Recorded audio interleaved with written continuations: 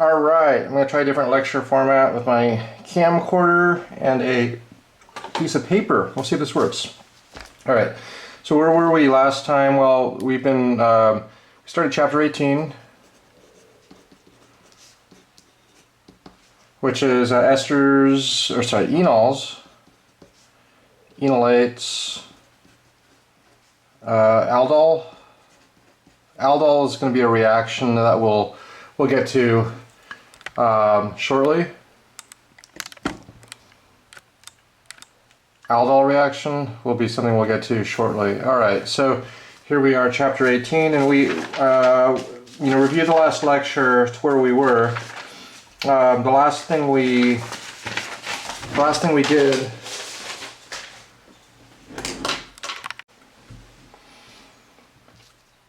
alright, kind of continuing where we left off last time. I'm trying a different lecture format because I don't have a whiteboard anymore. But we were on chapter 18 dealing with enols, enolates, and aldol reactions. So right now I'm trying a camcorder with a piece of paper, and hopefully this works out, and I may change this around a little bit more. But this is what we got right now. Alright, so we started this chapter last time, and we're a little bit into it right now. But you should review the last lecture, which is a whiteboard lecture, on kind of how far we got into chapter 18. Alright? One of the things that we did was we talked about acid catalyzed halogenation of ketones and aldehydes. That was number 3. Acid catalyzed halogenation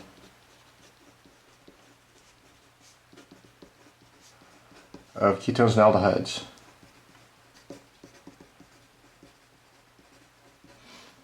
Okay. Keep moving the paper. Acid catalyzed halogenation of ketones and aldehydes. And what we learned was that, for example, if with acid, the reaction goes once. So as an example, if we take this molecule, acetophenone, which is a benzene ketone, CH3, and we react with Br2 and like acid, like acetic acid. If we react it with acetic acid and bromine, you get a single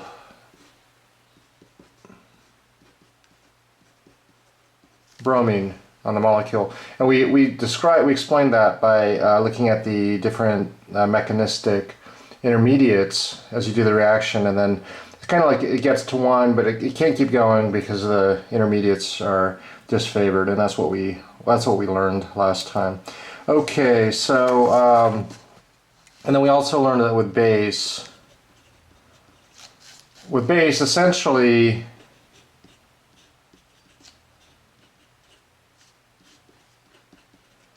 you can do the same reaction, and broadly speaking, the mechanisms, in the top case, the ketone would get a proton, and then it would make an enol, and the enol would attack bromine, and then make the product, right? Review that. That was in the last lecture. Okay? And in the case of base, it's different, and what happens is the base takes the proton, makes the enolate. I'll just draw the enolate.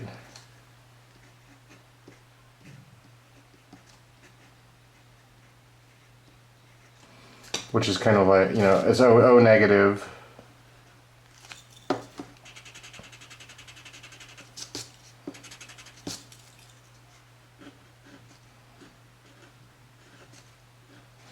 And then that would attack chlorine. And then you'd make the chloro ketone, the chloroketone. But then it would keep going and going and make essentially chlorine, chlorine, chlorine. Okay? It'd make chlorine, chlorine, chlorine, and that's undesired. You don't really want to do that. Usually, it's in case, there are a couple cases where it's like you want to completely use up all the spots, and then you would use base to do that. You'd use base, right? But if you're trying to install a single halogen, you would use acid, acetic acid. So it's usually just, like we say, Br2 acetic acid. Br2 acetic acid, all right? If you're doing flashcards, of course, you could do a one reaction and mechanism for the top. You know, the mechanism was in the last lecture. It's also in the book. And then you could do a mechanism and reaction on the bottom one, which is the base one, which goes exhaustively. It exhaustively chlorinates the different positions. Okay? All right.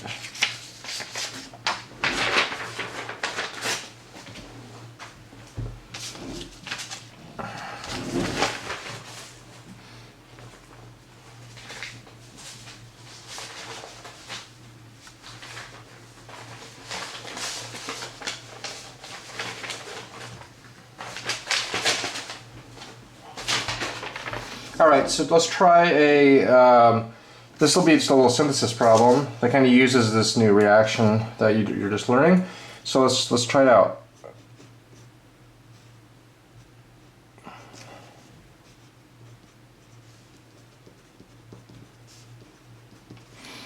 Here's a synthesis example. Okay, so I got a benzene and a ketone and a CH3. I'm gonna have a couple arrows. And let's just, for fun, let's try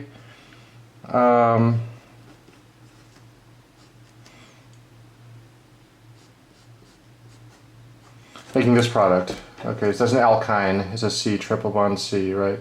Okay, so we're looking at these two things, the starting material and the product, and you're thinking, well, you know, what are the differences? Well, you know, if you have a squiggly line, maybe you should draw a squiggly line. Where should the squiggly line be? Well, here's a carbon. Oh, wow, okay, there's that same carbon. But now we have another carbon, and, you know, 1, 2, 3, 4, 5, a five carbon piece. So this is C5. And this piece is 6, 7, 8, C8. And of course, this is 8 also. So we're going from 8 to 13, right? 8 plus 5 is 13. And where's the squiggly line? Well, here's the squiggly line. Okay. Well, whenever you're attaching stuff on a molecule, you know, in CC bond forming reactions, you might think, well, a good way to do that is maybe SN2 type reaction where you have a nucleophile and an electrophile. When I see this and the squiggly line here, we know that alkynes can be nucleophiles, right? We learned that in the alkyne chapter, that if you had this with a dot dot negative on the carbon, it could be a nucleophile. So what would the other piece be? Well, it would be an electrophile, and this part could be the same thing, except now it would be this with a leaving group on it, like maybe a halogen, like a Br. And what were we just doing? We were installing halogens. We were just installing halogens next to a ketone. So maybe we could somehow halogenate the ketone, make a good leaving group, and then somehow attach the other piece, which is the alkyne piece, right? That would be a logical way to do this. So we developed a synthetic approach. We did this retrosynthetically. We look at the product, we look at the starting material, and we're like, well, okay, so all we have to do is maybe halogenate, make a good leaving group there, and then attach this 5 carbon piece. 1, 2, 3, 4, 5, right? And then we got it. We have it. But there's the other issue is the ketone may need to be protected. We can't protect it right now because in order to do the bromination, it's got to be unprotected. So why don't we brominate initially? So the point here also is this needs protection. We need a protecting group thing. On the ketone, yeah. But we can't do it immediately. Let's try going backwards. Just for fun at retrosynthesis. Let's go backwards. So very often the last step is going to be deprotection. So how are we going to have this ketone protected? Well,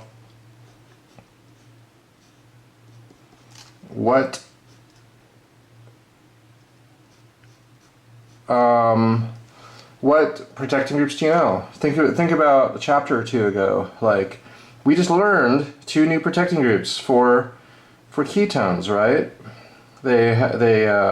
One involved one kind of element, the other involved another kind of element, right? So what elements are they? Well, it could be oxygen or sulfur. We'll do the sulfur one this time, just for fun. You could use either, but so the sulfur one is called a thioacetal, right? Those are sulfurs, and then the question is, how do you deprotect this thioacetal? They used a special set of conditions. You might review that in your notes. It was not acid, though. Usually these deprotection conditions are acid, but in this case it's not acid, it's mercury, because sulfur and mercury have an affinity. So it's HgCl2 water, and I'll write bracket dp bracket to suggest, that's a deprotection. So HgCl2, mercury, H2O is water, deprotect, and it's dp, deprotect, okay? All right, and so now we can think, well, what's our key squiggly line again? Oh, it's right there. Well, maybe now's the time to actually make that bond, because we can imagine this part, the right side, can be a nucleophile, the left side can be an electrophile. So let's just break it apart. And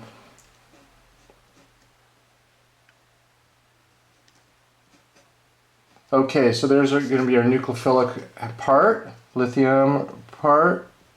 Sorry, lithium.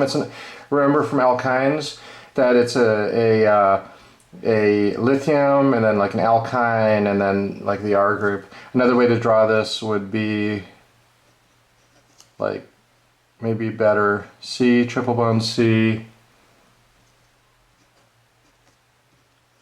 Like that. I like that. Maybe a little better where you draw the C. The other way you can draw it is just like this. All of these are ways to draw it. Okay. Maybe I like the middle one the best, but whatever. Here's a couple ways. How do you make them? It's from the alkyne. Right? Remember that? How you have the alkyne, you treat it with a base, a super base, to rip off the H, and then you're left with the lithium. Well, the base you use is butyllithium, right? Okay, so now we went from the alkyne treated with a base. We got the alkynyl lithium, and a couple ways to draw it. I actually don't like the top way, so I'm going to erase that and just use the other one. Okay. I don't know what I was thinking, but yeah, this is maybe the clearest way I think to draw the alkynyl lithium. Okay, so but then we need the other piece, right? The leaving group piece. And what is that going to look like? It's going to look like the left side of the molecule.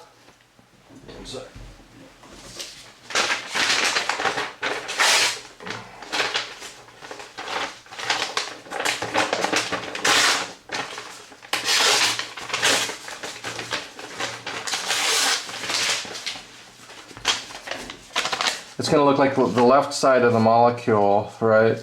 But with a leaving group on it. So it's going to look like that with a leaving group. So what's our favorite leaving group? Well, it could be Br, for example. So why don't we draw that?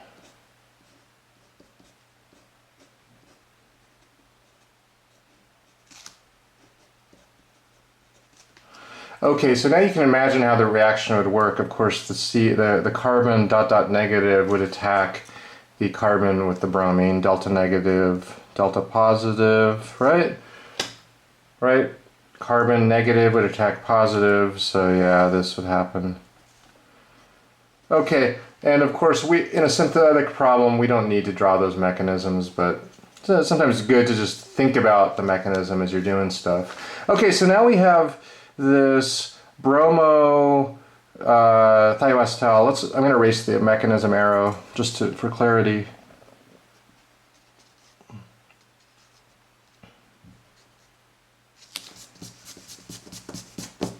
Okay, we have the bromo thioacetal. Bromo thioacetal. Bromo thioacetal. And how are we going to make that? How are we going to make the bromo thioacetal? Well, have you learned a way to brominate a thioacetal? Have you learned a way to take a thioacetal and brominate it? The answer is no. You have not learned a way to brominate a thioacetal, but you did learn how to brominate a ketone. So let's, maybe to finish up the synthesis, let's just go in the forward direction now. Because we know how to brominate a ketone, right? You react with Br2 acetic acid. But would you use Br2 acetic acid or Br2 and base? Well, we just learned that the problem with doing it with a base is that you would get exhaustive halogenation. So you get 3 BRs, right? Br, Br, Br. And so by using an acid, you get a single one. So that's perfect for us.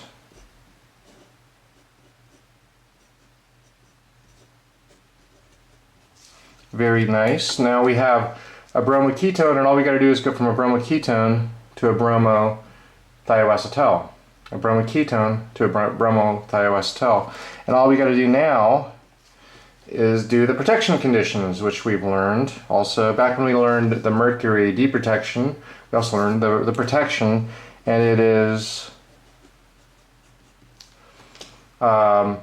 simply the 1,2-ethane thiol, and not acid, because with oxygens, if it's OH, you use oxygens, you use zinc chloride, right? Or sorry, got backwards.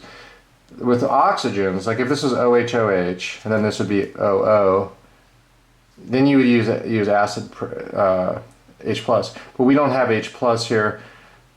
Sorry, I'm not misspeaking.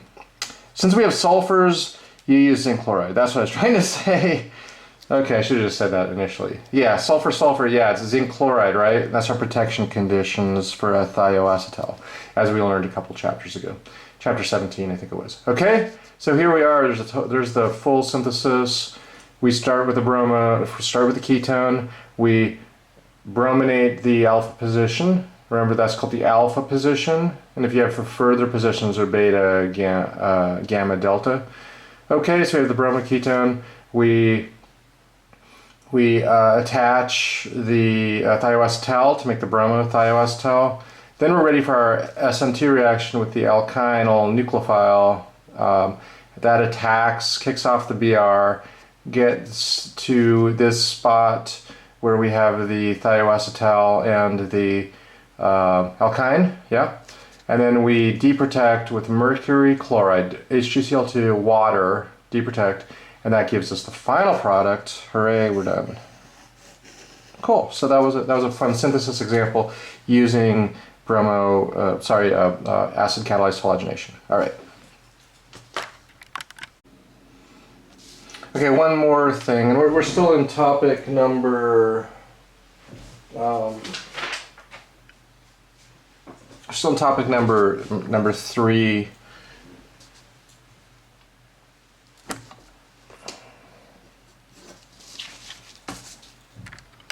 Still in topic number 3, which was acid catalyzed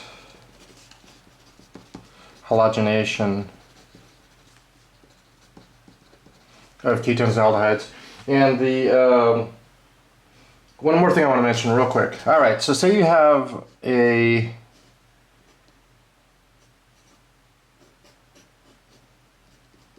ketone, and you want to turn it into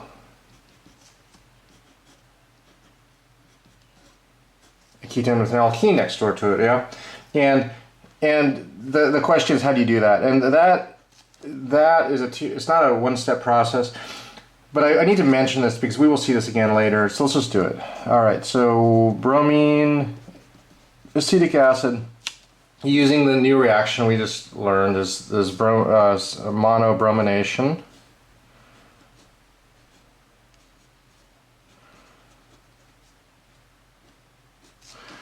Okay, monobromination, and then the question is, how do we do this? Because this will be a very useful thing. We'll learn later that you can add nucleophiles to it, kind of like that. Well, you'll see this. later. This is later, but it's important for me right now to mention how we make this from that, and it's actually really easy. All you do is brominate, and then going back to organic 1, how do you make an alkene? How do you make an alkene? I can get rid of my arrows.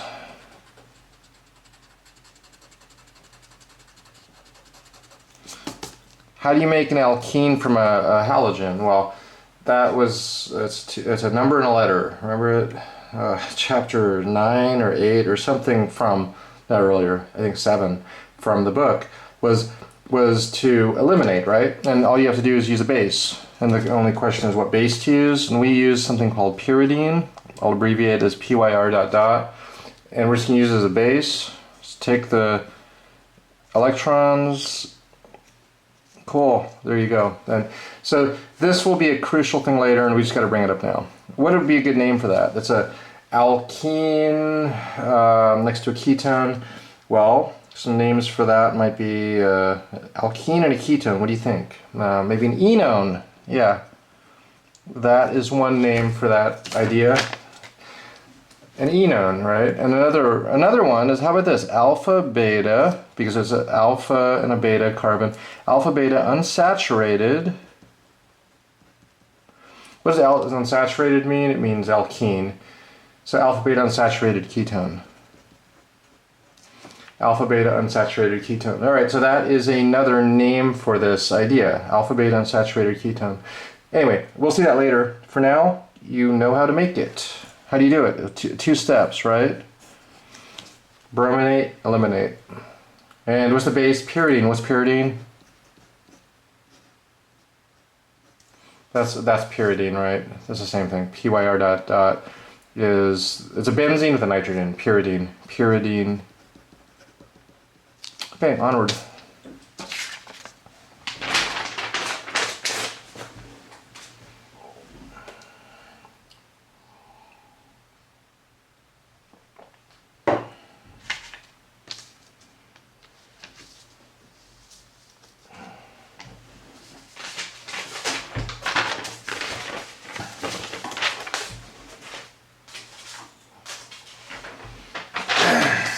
All right, so our next little topic, next section, as we're doing these lectures, we're organizing by section number 4, alkylation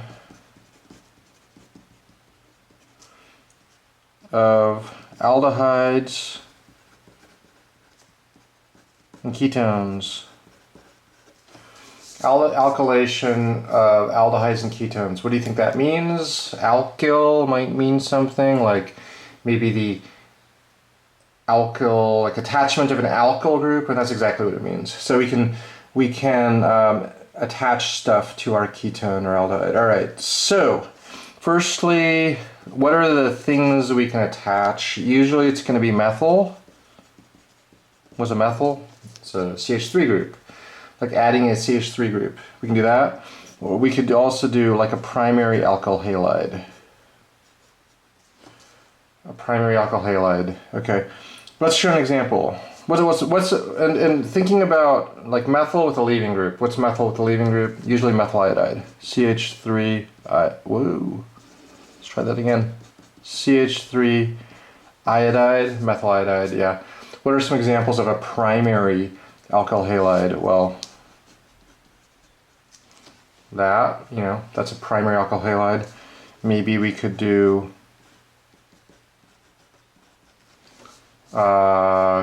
benzene, couple carbons, chlorine. Benzene, couple carbons, chlorine.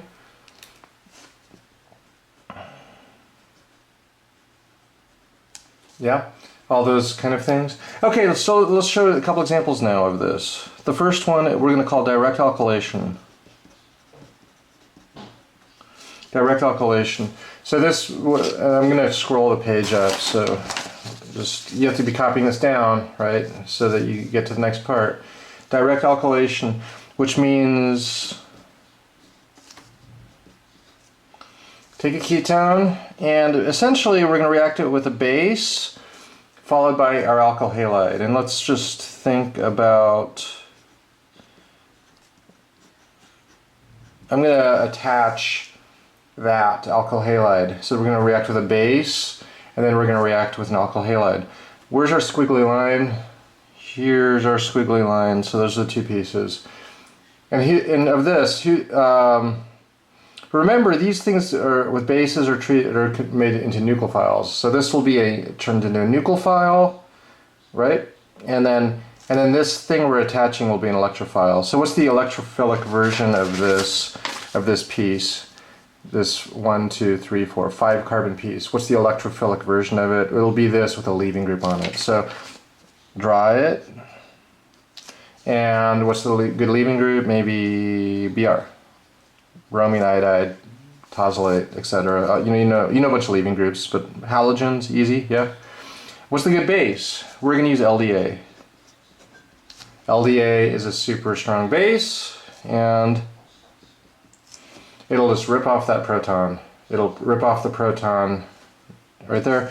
And so I'm just going to abbreviate LDA as B dot dot for now, and we'll even draw the mechanism because it's such an easy mechanism. So how does it work? What are we going to do with our base? Bases, as we learned, this site is acidic, so pKa was what? For acidity we measured pKa. It was 20, remember that? pKa 20 or so. Guideline for ketones, roughly 20. Base is going to take the proton, kick the electrons up onto the oxygen,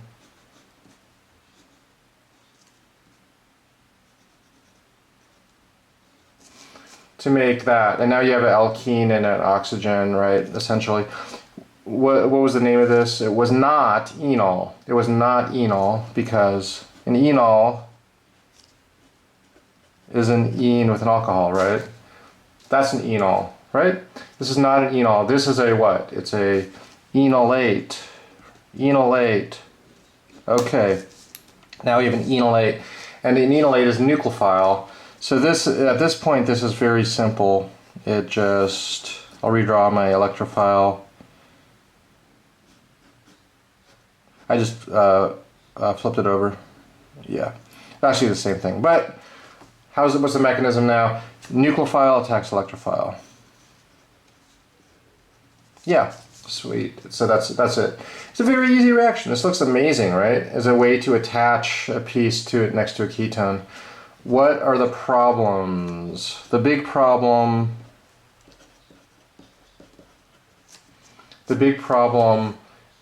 is overalkylation.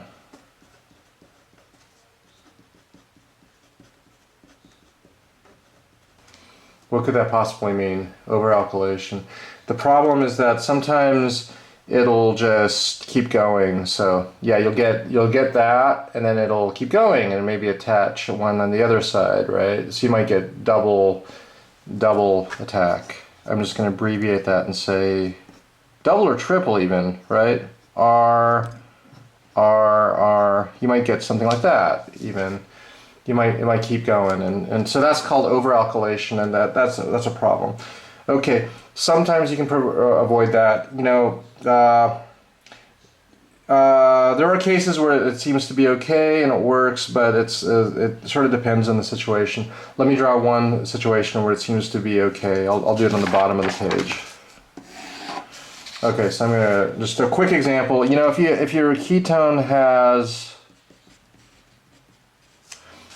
has one R group on it, and we do LDA, one equivalent, what does that mean?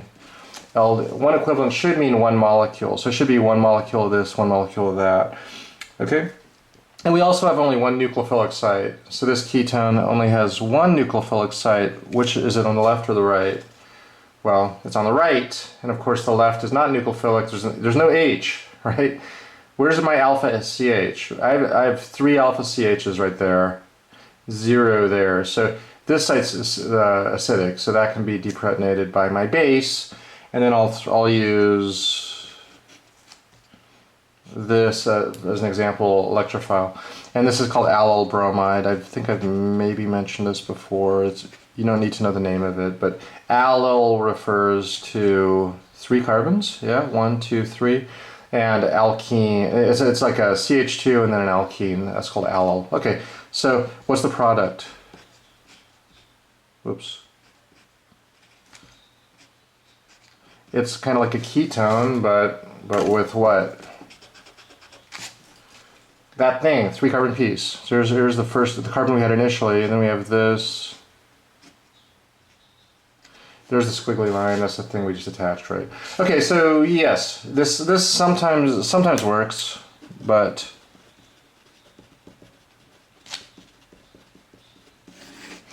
sometimes works, but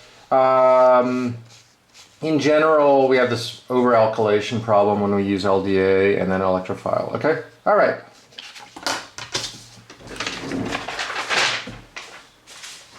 And for every problem, there's a solution, and there's a general solution to this over-alkylation problem. So direct alkylation is, you know, it works sometimes, but has issues. But let's talk about a general solution now. All right. What's a general solution to this problem? Let's try this. Alkylation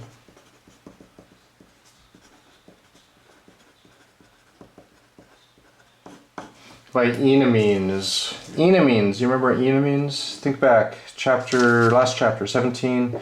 Enamines, you learned about it. It's maybe a combination of a what and a what? Maybe an ene and an amine. It's this, right? Whoops.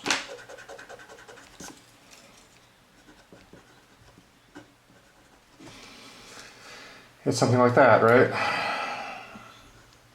Yeah. Anyway, those are nucleophilic, and what they do that helps us here is they're a very clean nucleophile that only alkylates once. So let's add the word mono. It's a monoalkylation reaction by enamine. And that's really cool. So let's do a quick example now, and then we'll step through it and show all the mechanisms and everything. There's a ketone, and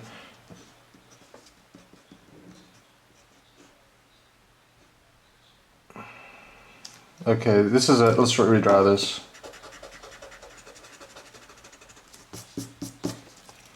H, N,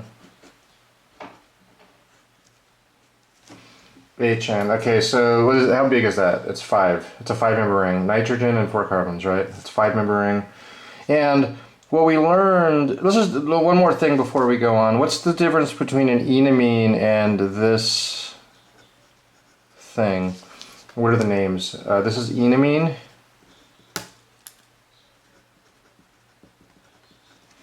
That's enamine. What's this thing called? It's another thing. It's called imine. And they're both made from like a ketone or aldehyde, and then like a ketone or aldehyde, and then like an amine, right? So that, and what kind of amine is this? Is it or is it primary or secondary? It looks like it's a secondary amine, right?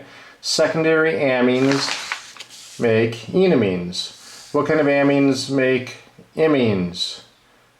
How many R groups do we have? 1. So if you have primary amine, you make an imine, okay? So secondary amines make enamines, primary amines make imines. Remember that? Chapter 17, okay? So let's see. Let's keep going. All right, so what are we going to do? What's this ketone going to do when it reacts with a secondary amine? Make a enamine. So what's it going to look like?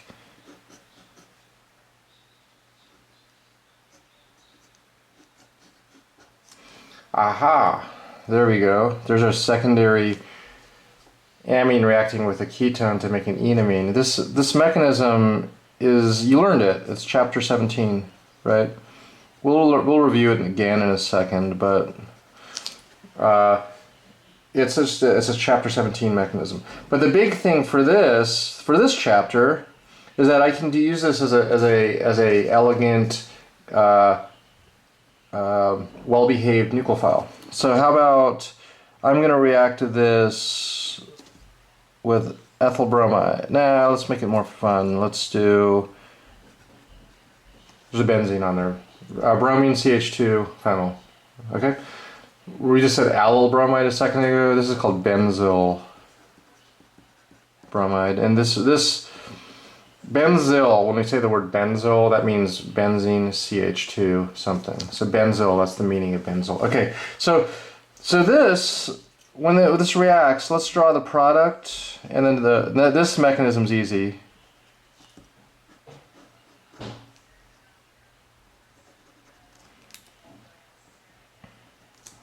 Okay, so yeah, it's going to make this, and then the CH2 phenyl is going to be right there. Okay, so how does it do that? It's actually very simple. Oh yeah, before we do that, what's the name of this? It looks kind of like a what? Kind of like an imine, right? Imine, but it's a positively charged imine, and it has a name, and you should maybe know that. I think we did learn it. Iminium. Iminium. Okay. So, that is an iminium, and what's the mechanism to go from the enamine plus the alkyl halide to the iminium? It's insanely easy. I'm going to circle my lone pair on nitrogen, swing down. What kind of bond is that going to make? When the nitrogen swings down, it's going to make a double bond. And so now the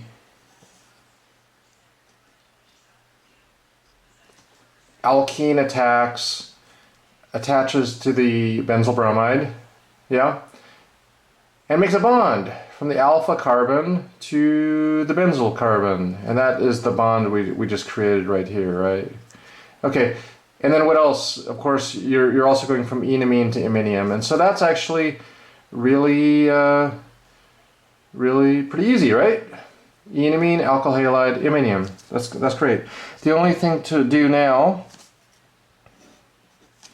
is the return to the ketone.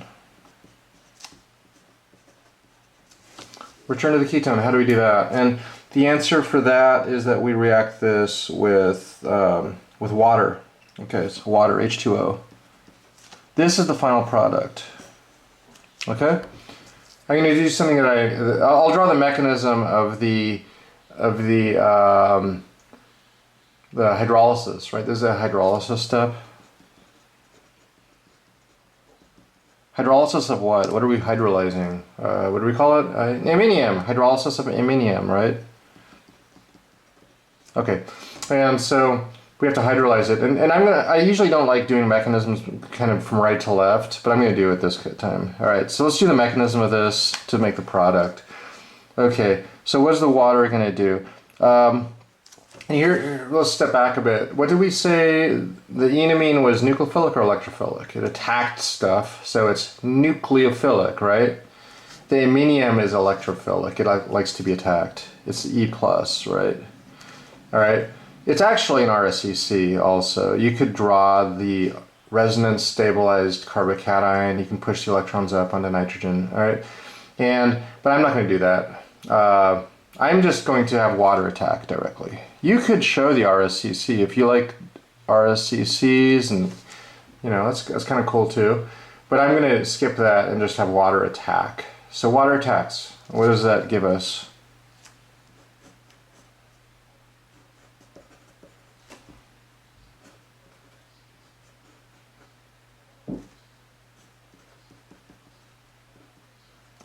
Water attack, now water's attached, right? All right, that's cool, right? We're happy so far. Did I screw up? Looks like 1, 2, 3. Oh, I did screw up. How did I screw up? It looks like I have 5 bonds to carbon, so that's always a problem. How do I fix it? I think I put the benzyls at the wrong place. So let's fix this. That's why it's good to work with a pencil and not a pen, right? With a pencil, you have an eraser. Okay, and I also screwed this up. I totally screwed this up. This is wrong in a million ways. Let's start over. If you were following along, you should get your eraser out in a 2. And let's start over. Okay, so start with my carbon backbone. We cool? There we are. And now what have I added? It looks like I have nitrogen.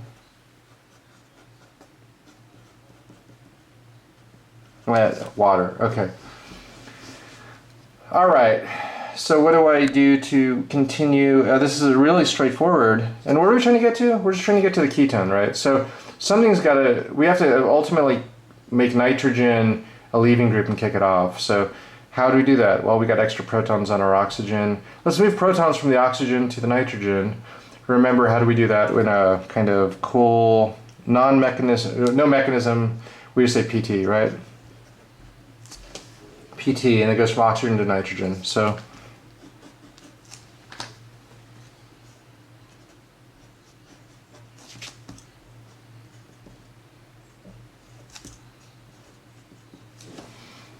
all right. Oh, now we have a leaving group. Nitrogen with its 4 bonds to stuff and a positive charge. Maybe we can just kick off the nitrogen. Very cool. We're almost done.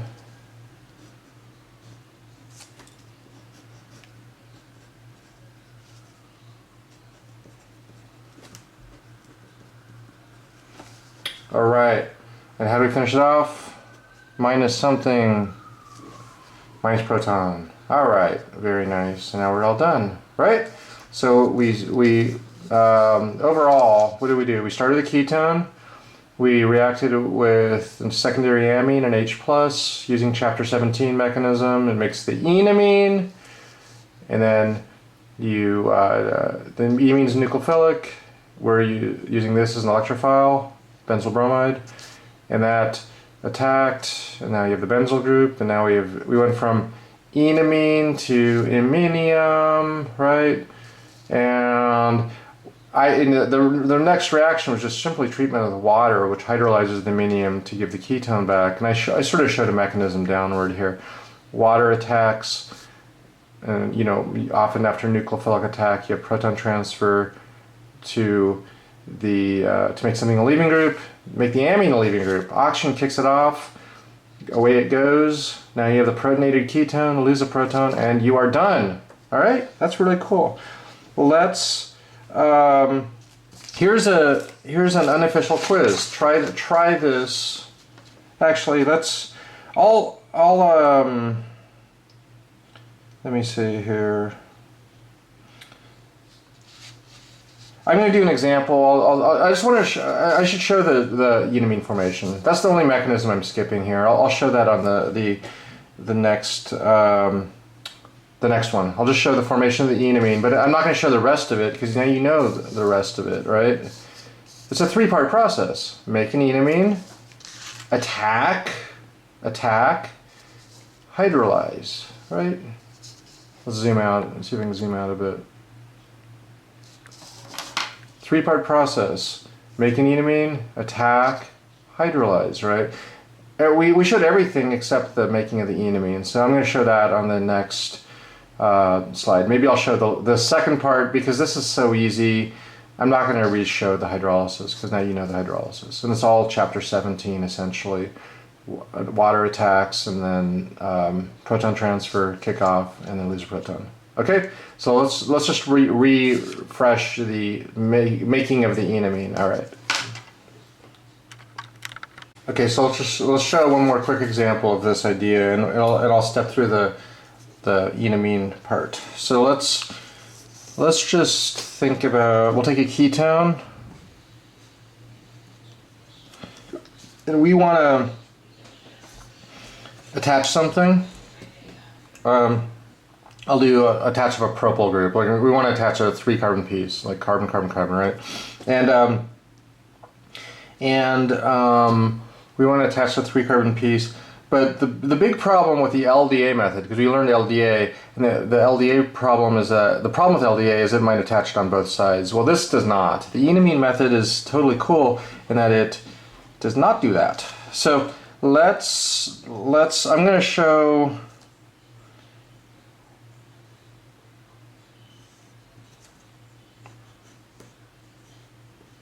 the main thing I want to demonstrate here is the formation of the enamine, because you may have forgotten that. So let's review that. But then what are we attaching? We said 3 carbons, right? So what's the 3 carbon piece? There we go. Propyl bromide or propyl iodide or something. And then of course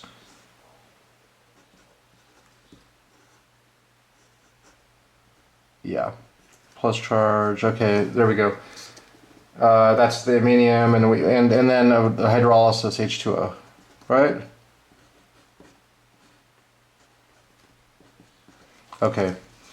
Before we do the enamine, oh yeah, what do you mean enamine? What amine should I use for this enamine? Maybe it looks like a nitrogen with how many carbons? I don't know. 4 carbons. It's a 5-member ring, so. There it is. It's five members, right? 4 carbons, 1 nitrogen. What's the other thing we need? H plus. Okay. So there we go.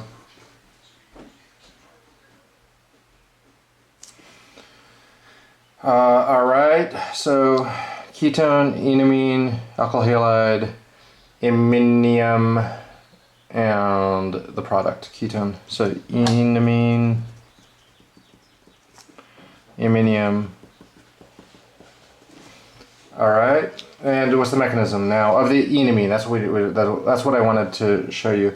Was how do we do it? Remember this, chapter 17. You learned this extensively. That ketones might react with acid catalysis and then some kind of nucleophile, and so. Yeah, we start by protonating the ketone, and that makes... This is all in equilibrium. The use of equilibrium arrows for every equilibrium step is not absolutely crucial, and we're sometimes sloppy about that. But definitely in chapter 17, we used a lot of equilibrium arrows, all right? And then this was a what? 4 letters.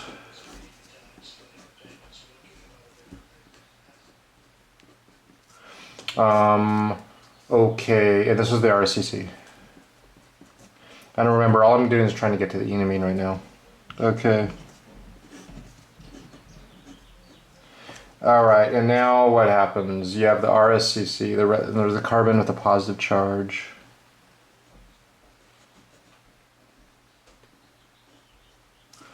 The carbon with the positive charge. What happens now? The amine attacks. I'll draw the amine down below.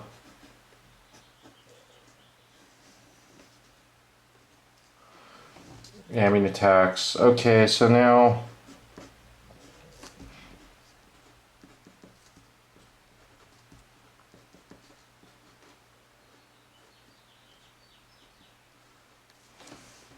what do we got? Nitrogen attacked. It's positively charged. Oxygen's neutral. What do we have to do to get to the enamine? What do we have to do to go from here to up there?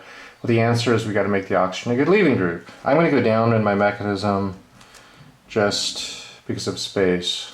All right. So what's the 2-letter thing we do after nucleophilic attack to make things good leaving groups? PT, proton transfer. All right. And from where to where? Nitrogen to oxygen. I don't show an arrow when I do that. I skip the mechanism and just draw the product. And the product is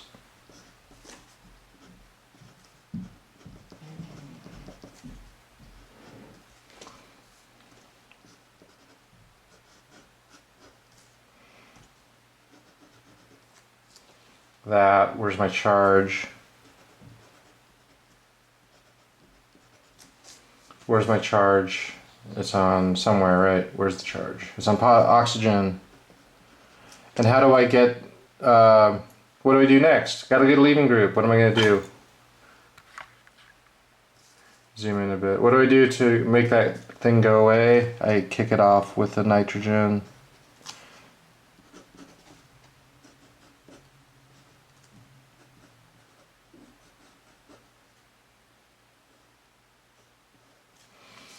And that actually makes a what? What do we call that? It's like an imine with a what? A charge is also called a iminium. So we actually made an iminium when we're making an enamine. So there's one last step to make the enamine, and that, you know, this is a kind of an extended mechanism. You learned this last chapter though too. Whoops. 5-member ring, right? So it's nitrogen and 4 carbons. 1, 2, 3, 4. Okay, there's our final, you know, we're trying to get to the enamine. And how do we go from the iminium to the enamine? And it's just a base. Base takes proton. And the base is probably just more amine. So we have amine in solution. Base takes proton, kicks electrons to make the double bond, and then kicks electrons up to nitrogen. And there you go. There we go. That's cool. So enamine.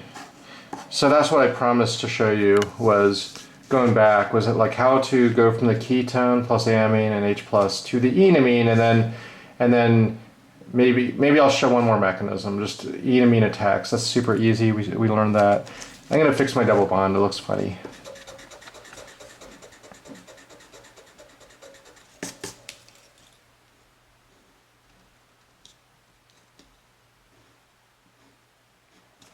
There's my enamine. And then what's the mechanism to have the enamine attack to make the product? It was really easy.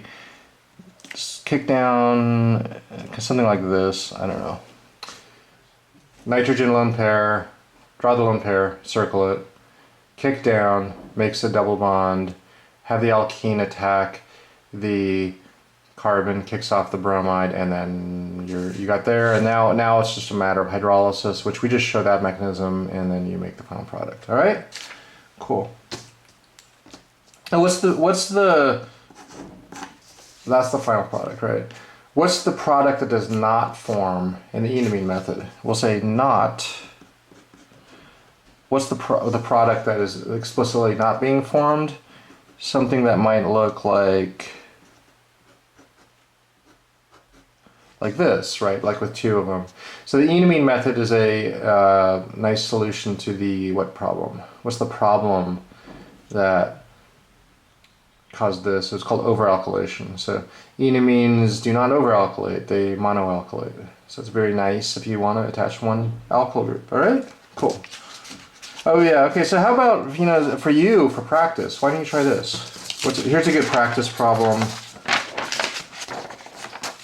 You know, how about we'll change the ketone to this, and this is very good for you to practice for maybe a quiz, which the quizzes are going to start after spring break. So step 1, step 2, step 3. Step 1, step 2, step 3. Let's attach an alkyl group like, what is this one called again? 3 carbons with an alkene, not benzyl, but Lowell Bromide. Water. Okay, so why don't you? And I'll draw the product for you.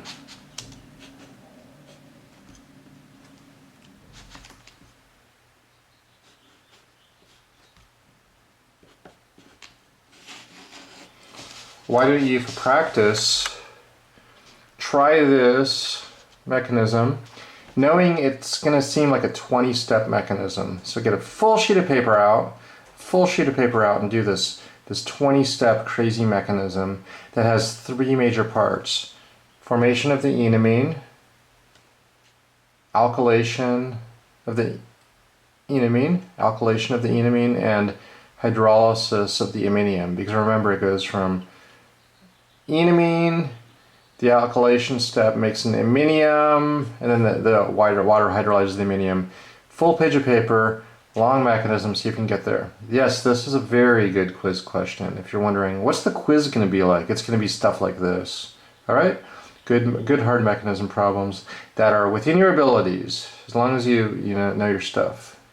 Enamine formation, alkylation, hydrolysis. All right.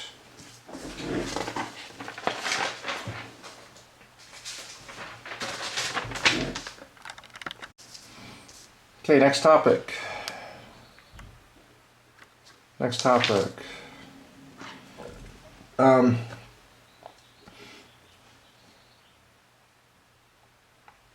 Next topic is the aldol reaction, number 5.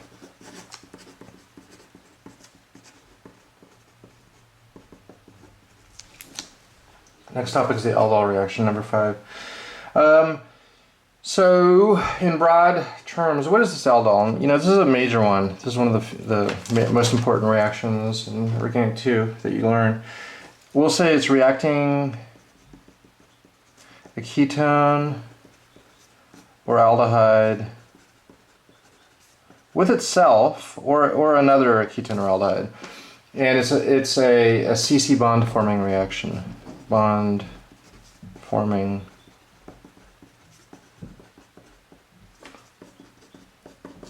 okay, so it's kind of like you're attaching either a ketone or aldehyde with itself, or you're maybe with a different one. We'll see that. And it's also a CC bond forming reaction. You haven't learned too many CC bond forming reactions. What CC bond forming reactions have you learned so far? Thinking since the beginning of organic 1 even, well, you learned Grignard. What else? Right, that's of course like R, MGBR. After protonation you get alcohol, R. All the variations of Grignard's, right, that attacks. Well, of course it also attacks epoxides, etc., right.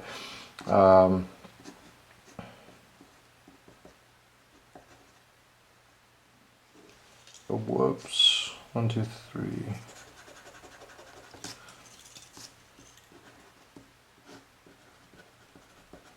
You learn Grignard's. That's like a main CC bond forming reaction you learn. This will be a different one. You also learn like alkynes. Remember that? Like base, and then like RX. What was that? Base and then RX, and that kind of attaches an R group. Okay, yeah. So different things that alkynes attached, but yeah, Grignard's alkynes. That was like, yeah, that's almost like all of your CC bond forming reactions. I'm trying to think if you knew other ones. Well, anyway, let's go through this aldol condensation. I'm just going to start with the basic idea of it. First, basic idea. Let's try this out. I better get a fresh sheet of paper.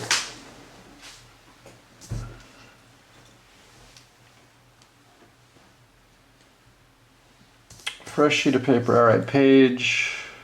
Sorry. Okay, so let's show the basic idea of the aldol. Basic idea of the aldol is this.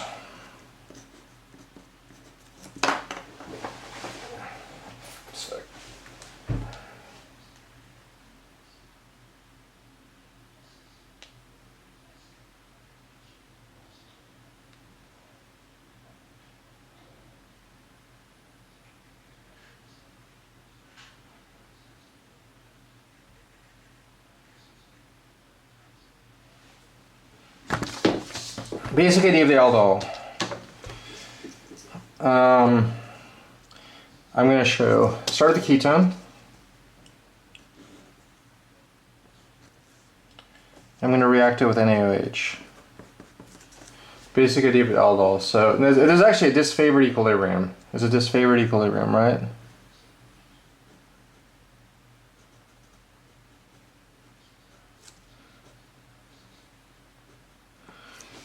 Okay, and the basic idea of the aldol is you go from a ketone,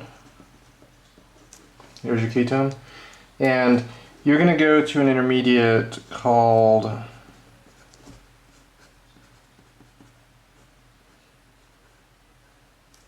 looks like that.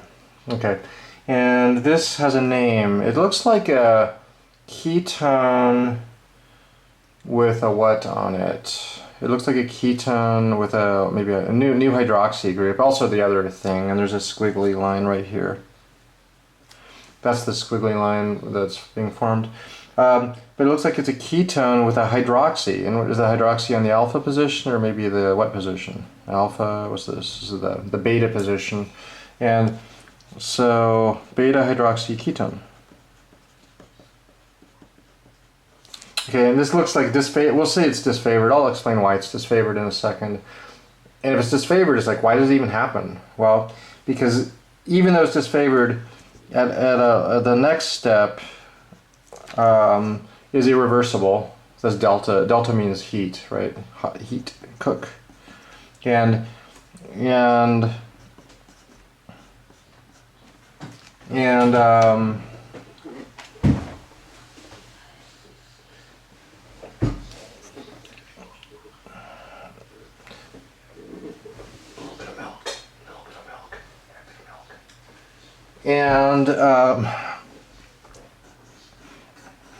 the next step is irreversible, and that makes this product. We'll go through the mechanisms in a second. All right, but so far so good, yeah? Ketone, beta hydroxy ketone. And then this is a funny ketone with an alkene next door. We actually just saw this, and I gave some names for it. The name we're going to use here is one I just showed a second ago. Alpha, beta, there's the alpha and the beta, have a something between them, right? An alkene, alpha, beta with an alkene, and we call that unsaturated. Unsaturated, it's an alpha, beta, unsaturated what? It's an alpha, beta, unsaturated ketone. All right, so there we are. Alpha, beta, unsaturated ketone. Okay, and so that's the overall idea of the aldol. Let's do the mechanisms of the two parts. They're not that bad. Not that bad. Okay, so what I got to do is show you the mechanism from the ketone to the middle piece to the product. Okay, that's right. So what am I? How am I going to do that? Well, base. NaOH is a base, right?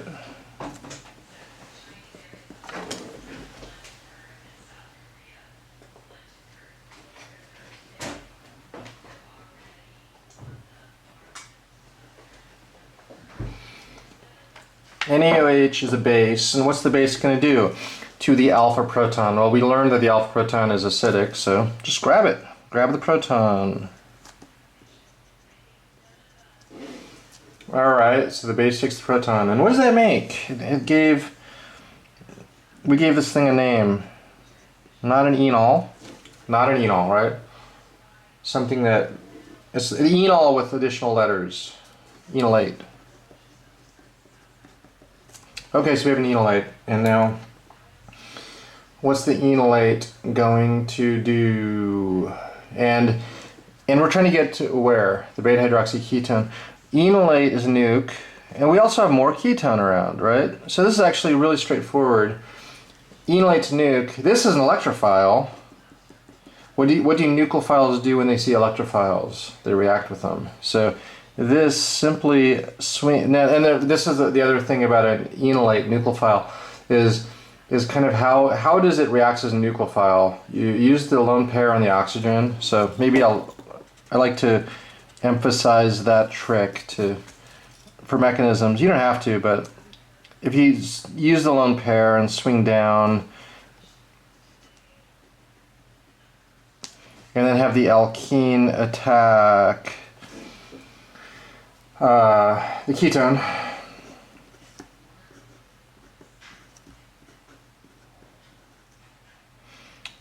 What do we have now? We just formed our CC bond, right? That's an O minus. This is an O minus up here. And how do we finish this step? These are all equilibrium arrows. I'm not drawing them here because it's not that big of a deal. Overall, though, this is a disfavored equilibrium. I'll explain why in a second. But how do we go from O minus to OH? Maybe get a proton from water or somewhere, right? Okay? So, all right. Wow, that wasn't that bad. That's how we went from the ketone to the beta hydroxy ketone. How do we go now from the beta hydroxy ketone to the alpha beta unsaturated ketone? So I'm going to draw kind of a long arrow here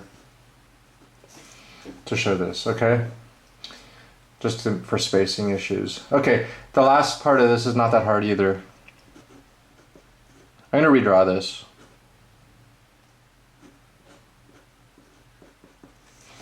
I'm going to redraw this. And I am going to use base again, it's OH minus. I'm gonna circle it as, I'm gonna draw that as B dot dot. B dot dot is base, right? OH minus is B dot dot. And what am I gonna do? I'm gonna take the proton, I'm gonna re-enolize. I'm gonna re-enolize. I'm gonna go up to re-enolize, because we're almost done.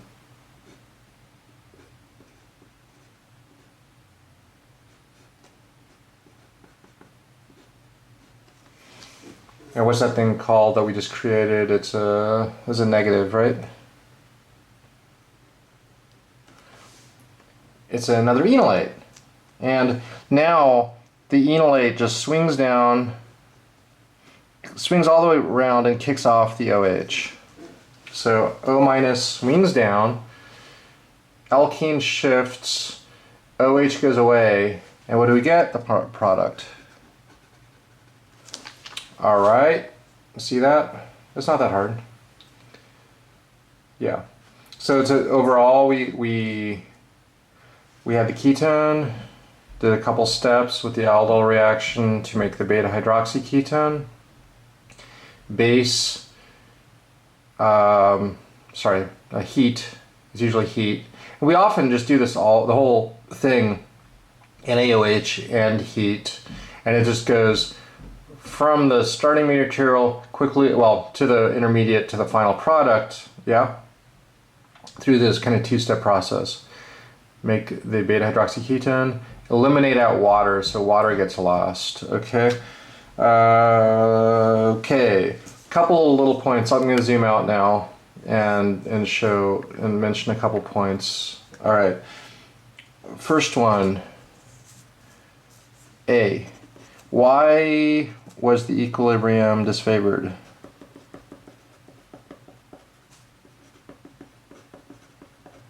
That's a good question. Why was the equilibrium disfavored? And looking back, why might it be disfavored? And a big answer is sterics. There's just a lot of stuff going on. These things are kind of, you know, the two methyls and the hydroxy group. It's all a little crowded. So we just say it's sterics. So why is the equilibrium disfavored? Sterics.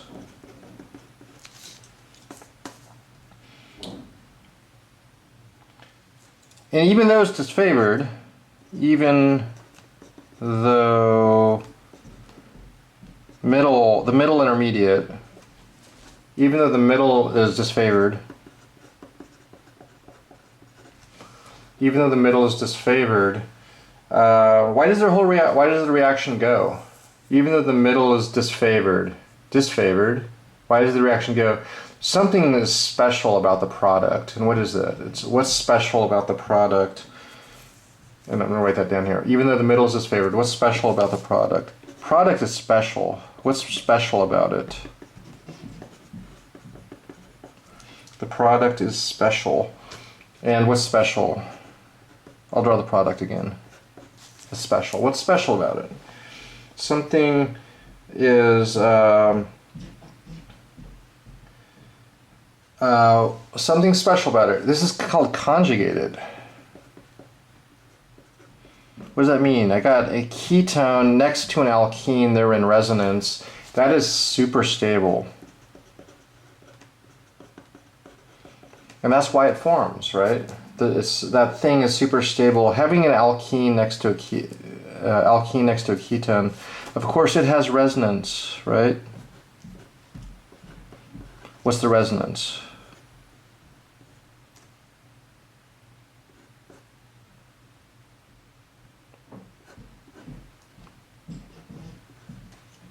There's more resonance structures, but that's one key one. And resonance drives so much in organic chemistry. Let's make my ketones, right? So yeah, that single resonance structure totally stabilizes this. It adds a bunch of stability, and that's why when you look back at the original reaction as it went from a ketone to the beta hydroxy ketone that was kind of disfavored to the final product. The final product's irreversible because you're forming a more stabilized final product. Okay, so we got that. That's B. That's B. Okay, so we got that. What about another interesting thing? There's a little weird part of the mechanism. Strange, weird part of mechanism. What's the strange, weird part of mechanism? Is that the OH is a good leaving group in the end? OH is a good leaving group? Look back. What happened? OH was a good leaving group? How could that possibly happen? Well, this is a case where you know, it's a rare case where OH is a good leaving group, and it's because of product stability. Okay, product stability. In general, if I have a like an OH and I say nucleophile, you know, like this, would you say yes or no? Would you say like, oh, that's a great reaction, SN2 reaction, right? Would you say, oh yeah, that's a wonderful reaction, or maybe not? And the answer is no, this is a horrible reaction, because OH is a bad leaving group. OH is a bad leaving group, okay? But there's something special in the aldol reaction, and that has to do with extreme product stability. That's why OH suffices as a leaving group, okay? What's another way to say that is there's a driving force in the case of the aldol reaction. A thermodynamic driving force. Whoa, crap. A thermodynamic driving force that kind of drives the aldol reaction to the final product. Okay? Alright. I think I have office hours now, so I have a couple more examples to finish the 75-minute lecture. I'm going to do office hours now. Alright. Okay, so we have about 5 minutes left. I'm going to just do a couple just simple examples of this aldol reaction. So we're still on number 5, aldol reaction, right? And let's let me zoom out a bit. Where's that?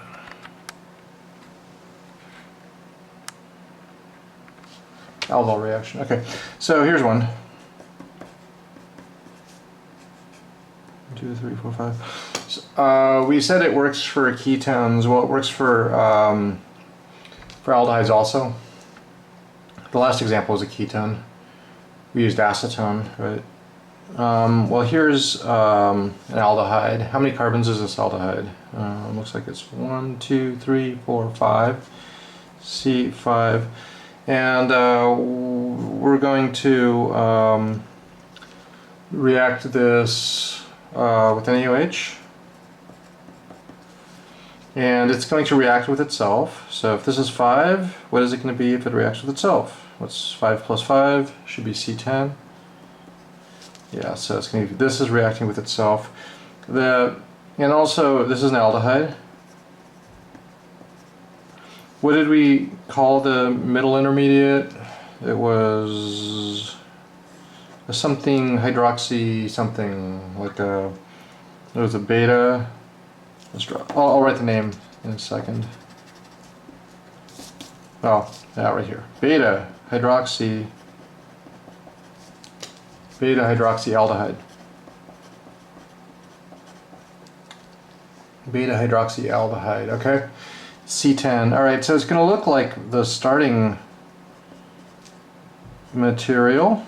1, 2, 3, 4, 5, but it also will have the other piece, so it kind of reacts with itself, and I'm going to just draw it as 1, 2, 3, 4, 5. So now it's like 5 plus 5 is 10.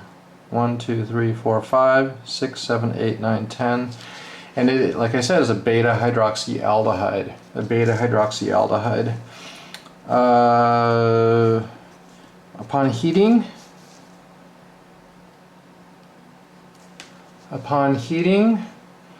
what gets lost? You know, like the net thing that gets lost is water.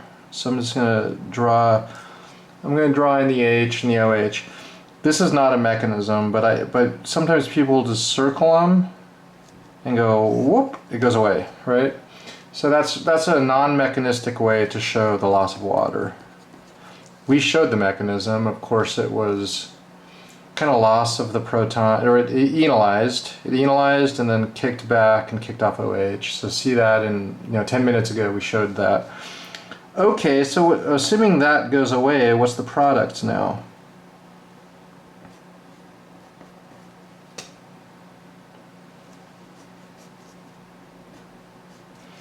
Now the stereochemistry is undefined, but it's probably a mixture. And I'm just gonna I'll do like that. 1, 2, 3, 4, 5, 6, 7, 8, 9, 10, and now you have the alkene, right? What's the name of this? It's an alpha beta unsaturated alkene.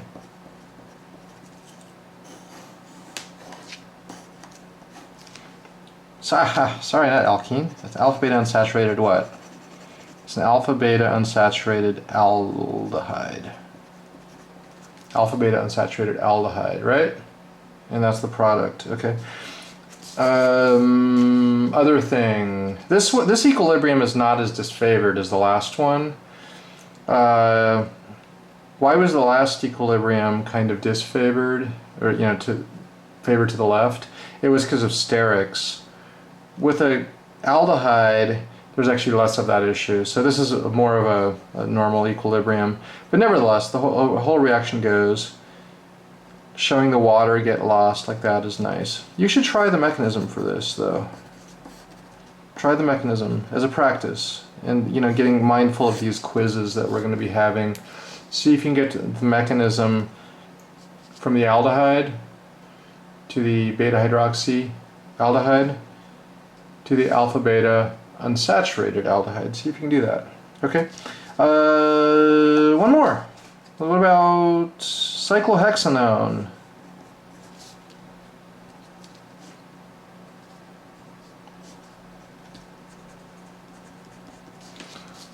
NaOH. Okay. What's the intermediate? This is a ketone. This is going to be a something hydroxy ketone, right? It's going to be a something hydroxy ketone. It's going to be a beta hydroxy ketone. It's going to look like the starting material. And of course, this was 6 carbons. So 6 plus 6, this should be 12 carbons. There it is. Beta hydroxy ketone. Beta hydroxy ketone. Yep. And then upon heating, and you usually do this all. Usually you don't isolate the beta hydroxy carbonyl thing. Sometimes you can, and especially like in the top case with the aldehydes, sometimes you can actually isolate them. But with ketones, usually you mix it up with the base, you get the intermediate, it immediately goes away, and let's just do my loss of water goes away. That's not a mechanism. It does not suffice for a mechanism. What's the final product?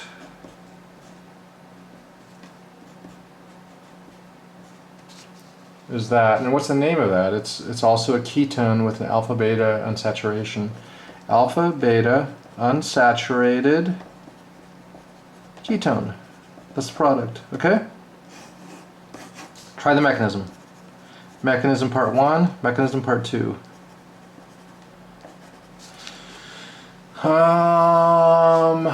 See if you can do the mechanisms for the first step and for the second step. See if you can do those mechanisms, good quiz problems. Remember, quizzes are going to be happening soon after spring break. So we're going to start up quizzes on these things, and there will be some kind of exams later. They will be open book, but that does not mean it's easy. If you don't know it, open note or open book will not save you. You need to know this stuff, all right? One last thing, the last little bit. Let's just focus on the bottom. I'm going to fold out. Okay, so focusing on this. Okay, this reacts with itself, right, to make this guy beta hydroxy ketone and the product. we call this the Aldol reaction, right? Aldol reaction. Aldol is this plus itself in the presence of the base makes that. This loses water and makes that. The last little thing is that we call this also the Aldol condensation. What does aldol condensation mean? What's the word condensation in this case? Or think about condensation in your normal life, you know, like water condenses on your I don't know, your glass of water or ice water or something, right? Condensation. So the idea of this kind of reacting with itself and water being lost, water gets lost in the process to make the product. That's why we use the word condensation. And condensation kind of means like this reacts with itself, water gets excluded or kicked out, and then you make the product. And that's just why we sometimes say aldol condensation. Okay, that's the end of the lecture. I will have another lecture tomorrow / Friday, and then it'll be spring break time. All right. Stay healthy. Bye.